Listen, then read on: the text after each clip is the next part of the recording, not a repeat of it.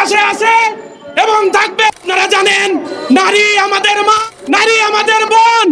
আজকের মানববন্ধন ও মিছিলে আমরা কি জন্য উপস্থিত হয়েছি আপনারা জানেন।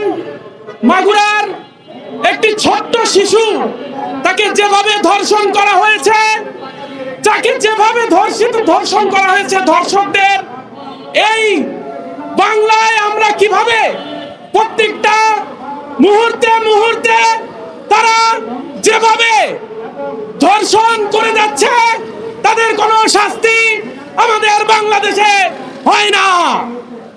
প্রিয় সংগ্রামী উপস্থিতি, আপনারা জানেন রাইট টক বাংলাদেশ একটি সামাজিক সংগঠন,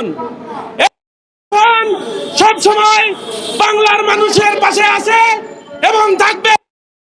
ধারাবাহিকতায় আমরা আজকে এই মিছিল সমাবেশে ঐক্যবদ্ধ হয়েছি।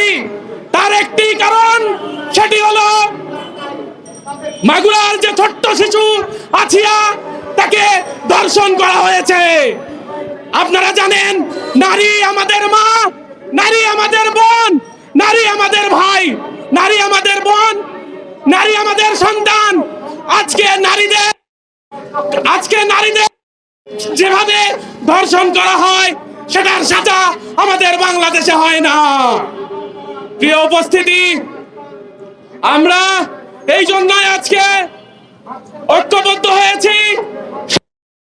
স্বরাষ্ট্র উপদেষ্টার দৃষ্টি আকর্ষণ করতে যাচ্ছি, আপনাদের আইন অনুযায়ী যেভাবে আমাদের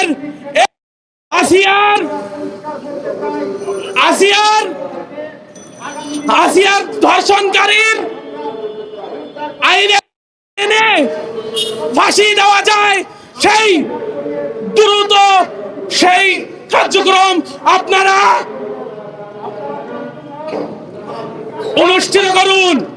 নইলে রাইট টক বাংলাদেশ আপনাদের যেভাবে মানববন্ধন ও মিছিল যেভাবে করতেছে, এটা সবসময় সারা বাংলাদেশে ঐক্যবদ্ধভাবে রাইট টক বাংলাদেশ মানববন্ধন ও কর্মসূচির রাইট টক বাংলাদেশ কর্মসূচি ও মানববন্ধনের আয়োজন করবে।